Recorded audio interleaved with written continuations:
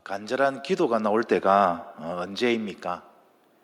긴급하고 아주 중요한 일이 있을 때에 우리는 하나님께 간절히 기도하게 됩니다. 위급할 때, 또 사면초가 또 하나님밖에 없을 때에 간절하게 기도합니다. 오늘 우리가 이렇게 주의 전에 나온 것도 간절한 기도 제목이 있어서 나왔을 것입니다. 오늘 본문에도 바울 사도 역시 지금 하나님 아버지 앞에 간절히 기도하고 있습니다. 14절 15절을 보시면 이름으로 내가 하늘과 땅에 있는 각 족속에게 이름을 주신 아버지 앞에 무릎을 꿇고 비오니. 일반적인 기도의 모습은 서서 기도하는 건데 오늘 바울 사도는 무릎을 꿇고 그렇게 기도를 합니다. 예수님께서 십자가의 그런 죽음을 앞두고 겟세마네 동산에서 무릎을 꿇고 하나님 아버지 앞에 간절히 기도했듯이 스데반 집사가 돌에 맞아 죽어가면서도 그 영혼들을 불쌍히 여기며 하나님께 무릎 꿇고 간절히 기도했듯이 지금 바울 사도 역시 무릎을 꿇고 에베소 교회 성도들을 위해서 하나님 아버지께 간절히 기도하고 있습니다. 무슨 이유일까요? 왜 바울 사도는 그토록 간절하게 무릎 꿇고 기도하는 것일까요? 그 이유를 그는 이렇게 밝힙니다. 다시 14절 15절을 보면 이름으로 이렇게 시작을 합니다. 무엇이겠습니까? 앞에서 내가 여러분들한테 언급한 그 이유 때문에 라는 것이죠. 나는 지금 에베소 교회 성도 여러분을 위하여서 하늘과 땅에 있는 각 족속에게 이름을 주신, 즉 창조주 아버지 앞에 무릎을 꿇고 간절히 기도합니다 라고 말하는데요, 그가 앞서 에베소 교회 성도들에게 언급했던 내용이 무엇이냐라고 하면 여러분의 성경을 보시면 에베소서 2장 11절에서 3장 13절까지가 그 내용인데요, 요약하면 이렇습니다. 2장 11절에서 22절은 22절에서 바울 사도는 그리스도께서 유대인과 이방인을 화해시키고 그들을 하나님과 화목하게 함으로써 하나의 새 인류를 창조하신 것을 언급을 했고, 오늘 본문의 앞단락인 3장 1절에서 13절에서는 하나님께서 자신에게 은혜의 선물로 직분을 주신 이유와 하나님으로부터 받은 자신의 사명뿐만 아니라 하나님께서 교회에 주신 사명에 대해서 그렇게 말을 했는데요, 먼저 그는 하나님께서 주신 직분의 소중함에 대해서 이렇게 말합니다. 오늘 본문은 아닌데요, 앞부분을 보시면 에베소서 3장 7절 말씀입니다. 이 복음을 위하여 그의 능력이 역사하시는 대로 내게 주신 하나님의 은혜의 선물을 따라 내가 일꾼이 되었노라. 하나님의 은혜의 선물을 따라, 즉 바울 사도는 자신은 자격도 없는 자이지만, 그럴 만한 가치도 없는 자이지만 하나님께서 정적인 은혜로 자기를 하나님의 일꾼으로 삼아 주셨다라고 말합니다. 그리고 다시 한번 자신이 하나님의 일꾼이 된 것이 전적인 하나님의 은혜라고 고백하는데요, 3장 8절 말씀입니다. 모든 성도 중에 지극히 작은 자보다 더 작은 나에게 이 은혜를 주신 것은, 이렇게 고백합니다. 아무런 자격도 없는데, 정말 보잘것없는데 하나님은 자기를 귀하게 여기시고 직분을 주셨는데 그게 오직 하나님의 은혜라는 것입니다. 그리고 한 걸음 더 나아가 그는 하나님이 직분을 주신 이유와 하나님으로부터 받은 사명에 대해서 좀 더 구체적으로 말을 합니다. 3장 8절의 하반절인데요, 모든 성도 중에 지극히 작은 자보다 더 작은 나에게 이 은혜를 주신 것은 다른 것이 아니라 청량할 수 없는 그리스도의 풍성함을 이방인에게 전하게 하시려고 자기에게 직분을 주셨고 은혜로 하나님의 일꾼으로 삼아 주셨다라는 것입니다. 하나님으로부터 받은 자신의 사명이 무엇이냐? 바울 사도는 담대하게 말합니다. 이방인에게 청량할 수 없는 그리스도의 풍성함을 전하게 하기 위해서다. 이것이 하나님이 나에게 직분을 주신 이유요, 즉 나의 사명입니다. 이렇게 고백을 합니다. 여기서 그리스도의 풍성함이란 무엇이냐? 구원받은 성도가 누리는 부요함을 말합니다. 여러분, 내가 그리스도로부터 은혜를 받고 구원을 받은 것이 얼마나 풍성함인지 부요함인지 누리고 살아가고 계십니까? 예. 우리는 진짜 부자입니다. 왜냐?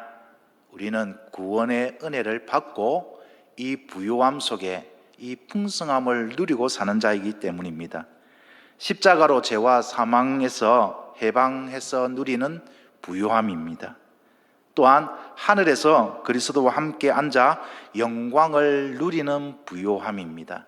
요즘 요한계시록을 묵상하고 있는데 지금 천상의 교회에서는 어떤 일이 벌어지고 있습니까? 빛 대신은 하나님 보좌 앞에 천군 천사들과 함께 하나님을 경배하고 하나님께 예배하는 그 영광스러운 자리에 있는 것이죠. 우리가 구원받은 백성이기 때문에 우리 또한 하나님 앞에서 그 보좌 앞에 나가서 이런 영광스러운 예배를 또 하나님과 교제하며 누리게 되는 것입니다. 또한 유대인과 이방인이 연합하여 하나의 새 인류를 이룸으로써 그리스도와 평화를 누리는 부요함이고요, 하나님의 영적 성전이 되어 하나님의 임재를 누리는 부요함입니다.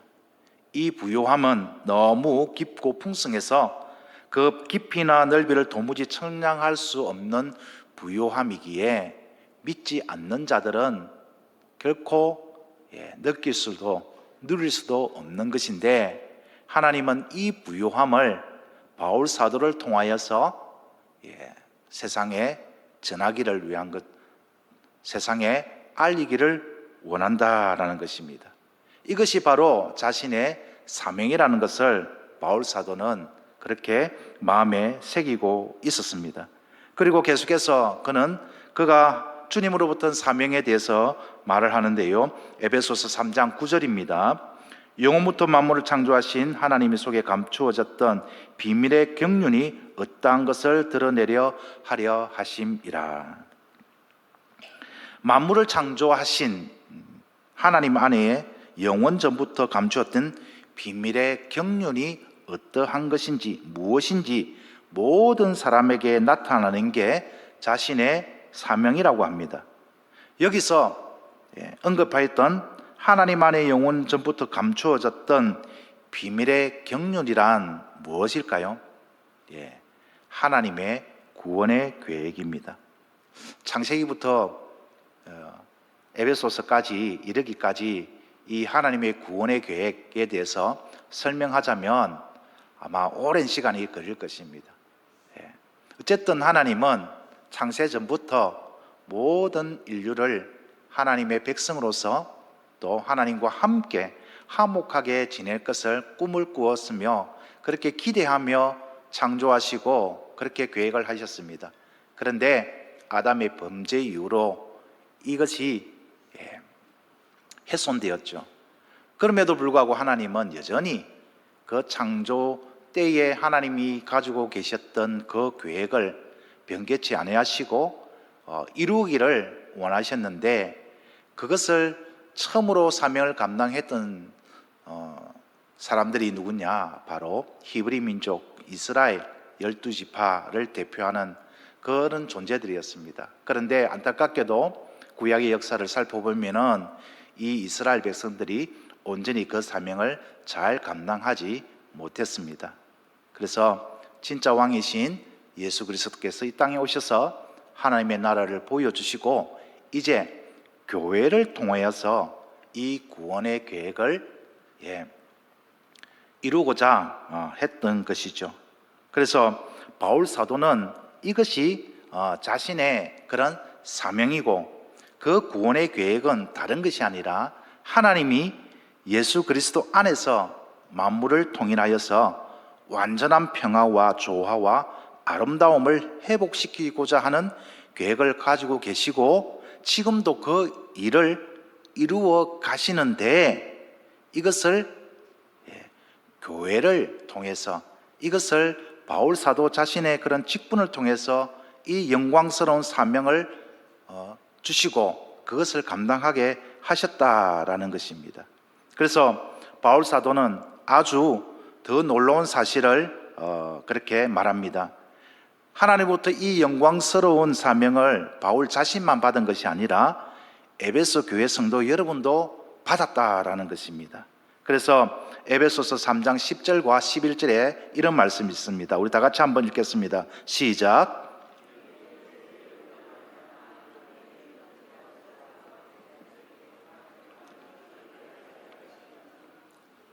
곧 영원부터 우리 주 그리스도 예수 안에서 예정하신 뜻대로 하신 것이라. 하나님의 나라의 위대한 비전을 교회에게 주셨고 그 사명을 교회가 받았고 하나님께서 그것을 이루시고자 하신다라는 것, 그 사실을 이제 바울 사도는 에베소 교회 성도들에게 그렇게 말하고 있는 것입니다. 여러분, 하나님의 이 위대한 계획들을 내가 사명으로 받았다. 기쁘지 않습니까? 영광스럽지 않습니까? 한 나라의 대통령이 장관직만 주더라도 어떻습니까? 난리가 나죠. 가문의 큰 영광이고 그 지역 사회에 자랑거리, 보통 자랑거리가 아닙니다. 곳곳에 현수막이 걸리고, 그죠? 야, 우리 동네에 이런 인물이 났다 하면서 자랑하며 영광스러워합니다. 그런데 우리 하나님은 어떤 분이십니까? 창조주 하나님이십니다.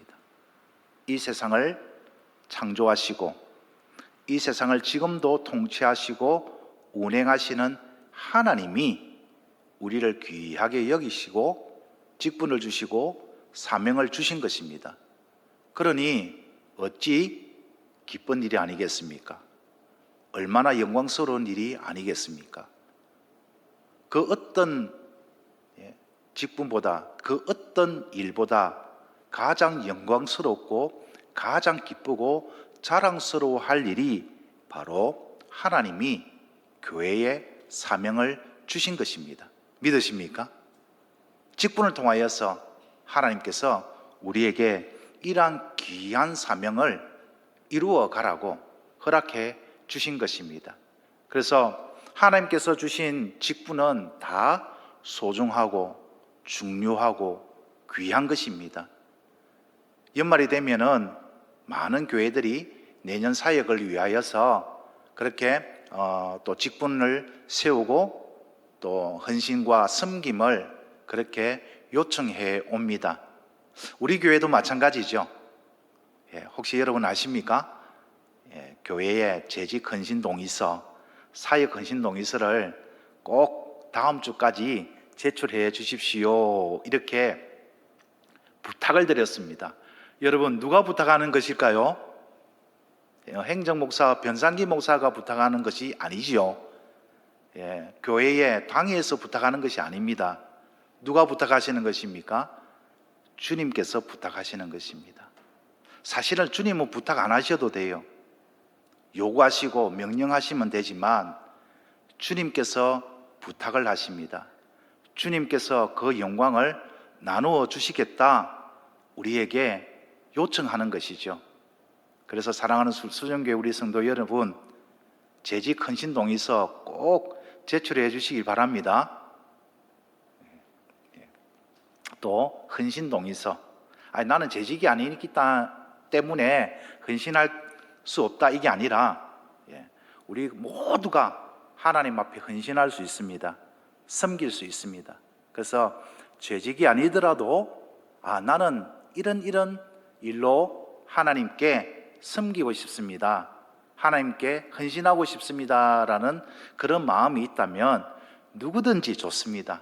무슨 일이든지 좋습니다.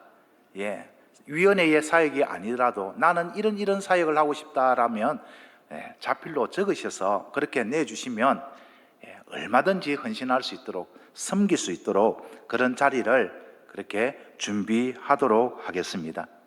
하나님은 우리에게 이렇게 귀한 비전을 주셨습니다. 그것은 곧 우리의 사명이죠. 그래서 바울 사도는 이게 너무 감격스러운 것입니다. 지금 바울 사도는 어디에 있을까요? 이 에베소 교회에 편지를 쓰는 장소가 어디냐? 가택연금되어 있습니다. 복음을 전하기 위해서 자신은 모든 걸 하나님께, 주님께 바쳤는데 지금 그에게 돌아온 것은 죄수의 몸입니다. 언제 자신의 목이 떨어질 줄 모르는 그런 위급한 상황입니다.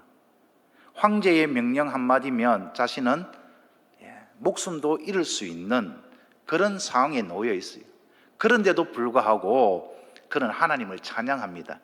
에베소서 1장 3절에서부터 쭉 보면은 이 바울 사도가 얼마나 감격해 하는지 하나님의 그 은혜를 생각하면서 나는 찬송합니다, 나는 찬송입니다 라고 하면서 하나님께 찬양의 영광을 올려드립니다. 그러면서 이렇게 간절히 기도하는 거죠. 우리가 이렇게 귀한 사명을 우리가 받았으니 이 사명을 여러분도 깨달아 알기를 원합니다. 에베소 교회 성도 여러분, 여러분도 나와 같이 그 사명을 가슴에 품고 그 사명을 끝까지 감당해 나가기를 원합니다라는 그런 마음에서 간절히 기도를 합니다. 여기서 우리가 중요하게 깨달아야 될 게 무엇이겠습니까? 하나님으로부터 우리가 귀한 사명을 받았습니다. 귀한 직분을 받았습니다. 이 직분을 잘 감당하기 위해서 가장 먼저 해야 할 것이 무엇이냐? 바로 기도다라는 것입니다. 왜냐? 나의 힘과 능력으로는 되는 것이 아니기 때문에 하나님 앞에 간절히 기도함으로써 하나님이 주신 그 귀한 사명을 우리가 잘 감당할 수 있다라는 것이죠. 그런 의미에서 오늘 우리가 올 한 해의 사역들을 돌아보고 또 내년 사역을 또 계획하면서 우리 교회와 나 자신을 돌아보면서 우리가 기도하기를 원합니다. 하나님께서 우리 수정교회에게 주신 비전이 있지요. 무엇입니까? 예수 그리스도의 건강한 제자가 되기, 세워지는 건강한 교회 공동체, 이 비전을 이루기 위해서 우리에게 직분을 주셨습니다.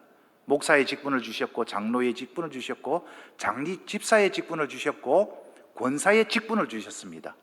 그리고 서리 집사의 직분도 주셨습니다. 재직 헌신 동의서가 뭐냐? 사실은 이제 우리 조금 부연 설명을 하면 목사, 장로, 장리 집사는 항종직이라고 그래요. 한번 하나님께 직분을 받았기 때문에 또 재차 임명을 안 합니다. 그리고 우리나라에만 있는 독특한 그런 직분이 권사의 직분인데 여성도들을 위해서 우리가 한국 교회에서 그렇게 임명을 한 권사직인데 이것을 준한종직이다 그렇게 이야기를 합니다. 그 외에 서리집사라고 있습니다. 집사의 일을 대리하는 그런 직무를 보좌하는 그런 직임이기 때문에 이 서리집사는 매년 한 번씩 1회에 임명을 하게 되어 있습니다.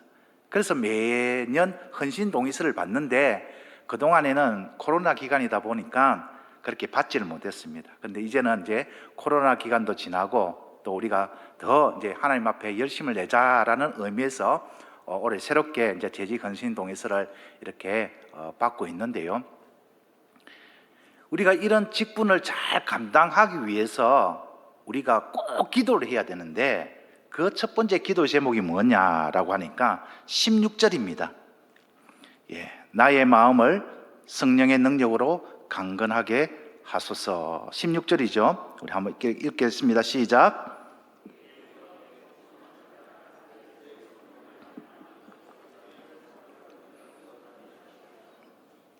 아이고, 내가 뭐 그런 직분을 잘 감당할 수 있을까요? 목사님, 저는 할 수 없습니다. 그런 마음이 들 때가 있죠, 그죠? 걱정하지 마십시오. 내가 한다고 생각하면 힘듭니다. 그런데 성령의 능력으로 내가 할 수 있습니다 라고 그렇게 기도한다면 그것을 감당할 수 있는 힘과 능력과 지혜를 하나님께서 허락해 주셨습니다. 속 사람을 강건하게 하소서, 이건 내 마음을 강건하게 하소서, 이런 말이거든요. 구약시대에 하나님으로부터 너는 마음을 강하게 먹고 큰 용기를 내라 라고 명령을 받은 인물이 있었습니다. 여호수아죠. 여호수아는 참 두려웠습니다. 왜 두려웠느냐? 하나님처럼 믿고 따르던 이스라엘의 위대한 지도자 모세가 하나님의 부르심을 받고 떠나가 버렸어요. 광야 시대에 광야에서 여호수아가 이스라엘 백성들을 본 것은 틈만 나면 원망과 불평하는 그런 사람들이었습니다. 이런 사람들을 이끌고 가나안 땅에 들어가려고 하니까 얼마나 두려웠겠습니까? 가나안 땅에는 아낙 자손 그인족이 살고 있었고, 그들은 철기로 그런 무기로 무장되어 있었고, 난공불락과 같은 그런 여리고성이 있었고, 그런가 하면은 이 이스라엘 백성들은 오합지졸과 같은 이 백성들을 이끌고 가나안 땅을 정복해야 되는데 얼마나 두렵고 떨렸겠습니까? 그런 여호수아에게 하나님께서 명령을 하시죠. 여호수아 1장 9절입니다. 내가 내게 명령한 것이 아니냐? 강하고 담대하라. 두려워하지 말며 놀라지 말라. 왜냐? 네가 어디로 가든지 네 하나님 여호와가 너와 함께 하느니라. 두려울 때가 있을 것입니다. 염려와 근심, 걱정이 될 때가 있을 것입니다. 그럴 때 어떻게 하라고요? 기도하는 것입니다. 하나님, 나의 힘으로는 할 수 없지만 하나님이 능력을 주시면, 성령께서 지혜를 주시면 내가 이 일을 감당할 수 있습니다. 나에게 그런 힘과 능력을 주시옵소서. 이렇게 기도하면은 하나님께서 감당할 수 있도록 도와주시는 것입니다. 그래서 바울 사도는 오늘 16절에 다시 한번 이렇게 말하죠. 성령으로 말미암아. 이것은 우리의 힘과 능력으로 되는 것이 아니라 오직 성령께서 능력을 주시고 힘을 주셔야만 감당할 수 있기 때문에 뭐 하라는 것입니까? 간절히 기도하라라는 것입니다. 그 기도하는 이유가 내 마음이 강건해질 수 있도록, 흔들리지 않도록, 두려워하지 않도록 성령 하나님 나의 마음을 꼭 붙잡아 주시옵소서. 이렇게 기도하면 하나님께서 도와주신다라는 것입니다.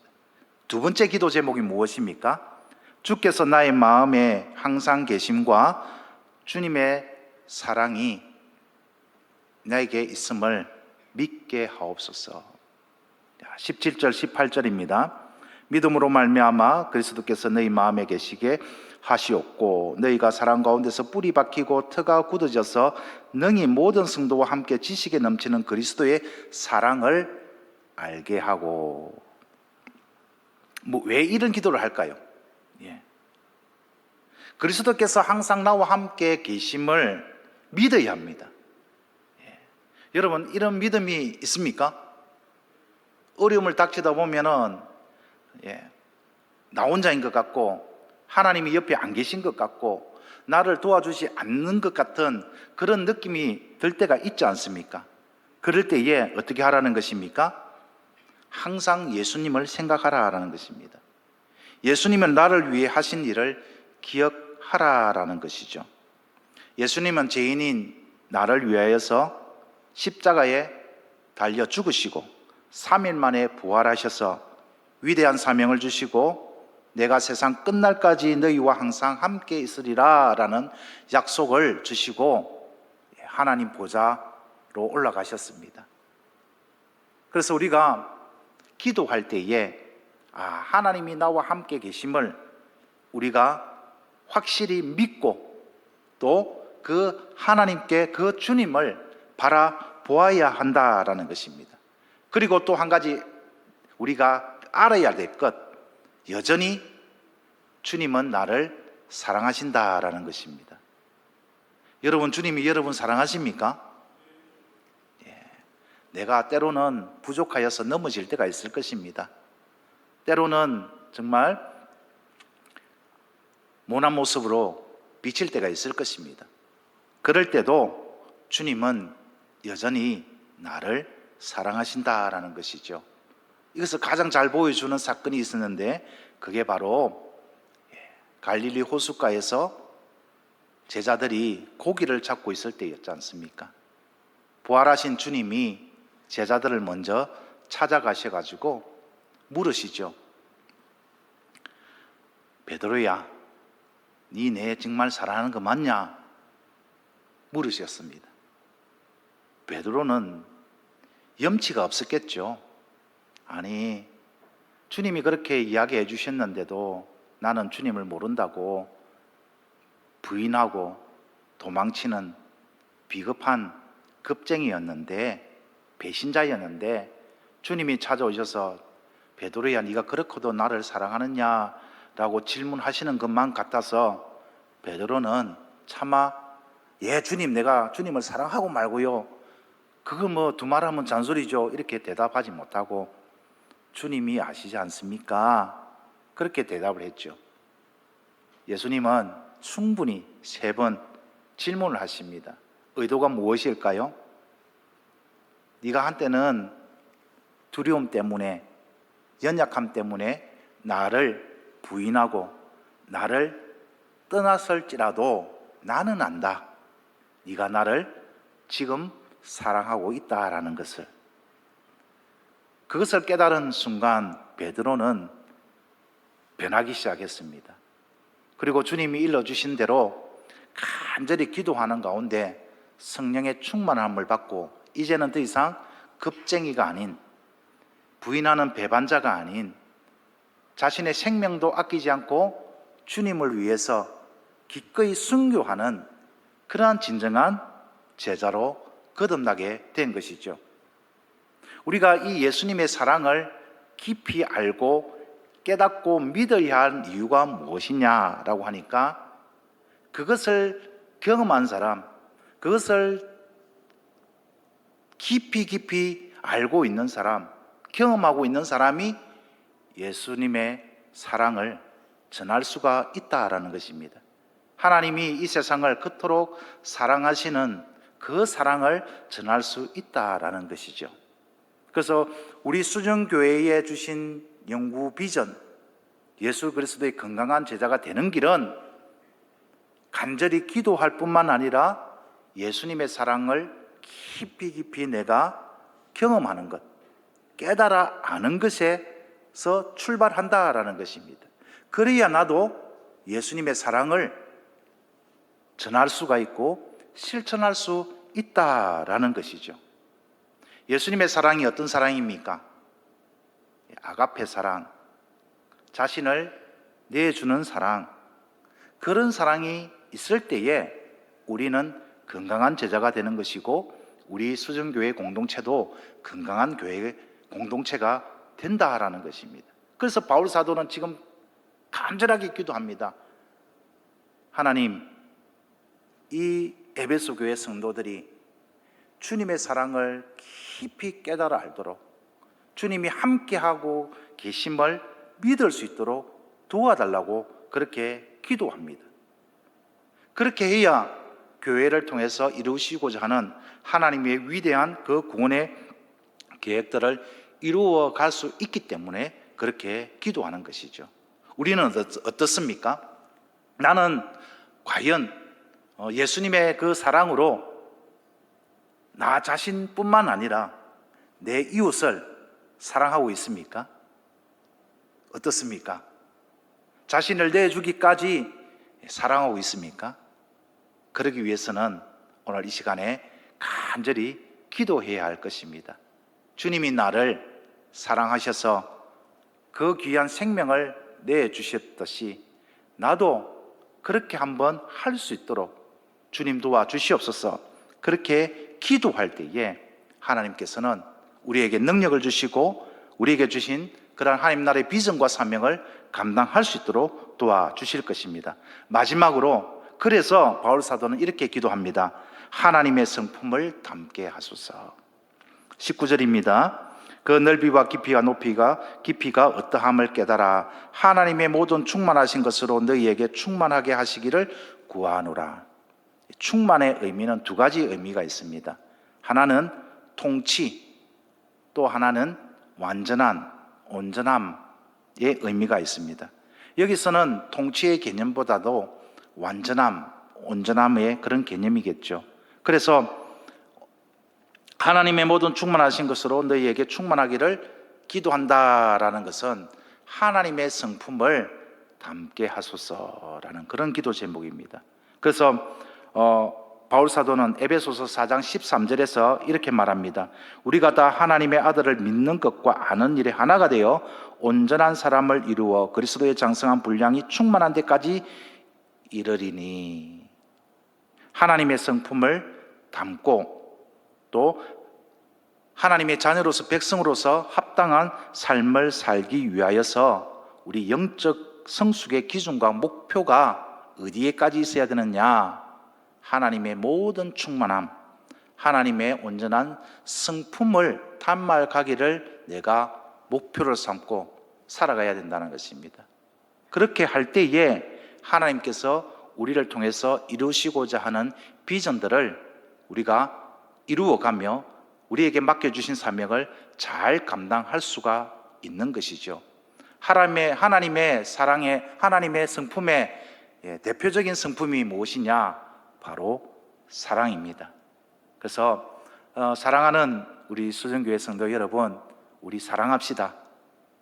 하나님을 사랑하고 내 이웃을 내 몸같이 사랑합시다. 남편을 사랑하고 아내를 사랑하고 우리 자녀들을 사랑하고 우리에게 허락하신 영적인 구역 식구들을 사랑하고 나에게 허락하신 영적인 우리 기관들을 사랑할 때에 우리는 하나님의 성품을 닮아갈 수가 있을 것이고 하나님이 우리에게 주신 영구 비전, 예수 그리스도의 건강한 제자가 세워지는 건강한 교회 공동체로 우리가 굳게 설 수가 있는 것입니다. 말씀을 맺겠습니다. 하나님은 오직 은혜로 우리를 성도로 부르시고 우리를 주님의 몸된 교회로 세우시고 우리에게 귀한 직분과 사명을 주셨습니다. 무엇을 위해서요? 예수 그리스도의 건강한 제자가 세워지는 건강한 교회 공동체를 세우라고 그런 은혜를 베풀어 주셨습니다. 이제 우리가 해야 할 일은 무엇입니까? 기도할 뿐만 아니라 실제로 삶 속에서 그렇게 살아내는 것입니다. 기도하지 않고서는 우리가 살아갈 수 없습니다. 오늘 이 시간 간절히 주신 말씀을 붙잡고 기도할 때에 또한 우리가 믿음의 결단으로 그렇게 한 걸음 한 걸음 나아갈 때에 우리 수중교회는 반드시 우리 모두가 예수 그리스도의 건강한 제자가 될 것이며 우리 교회 공동체는 예수 그리스도의 건강한 제자가 세워지는 건강한 교회 공동체로 하나님의 자랑이 되고 하나님의 영광이 될 줄 믿습니다.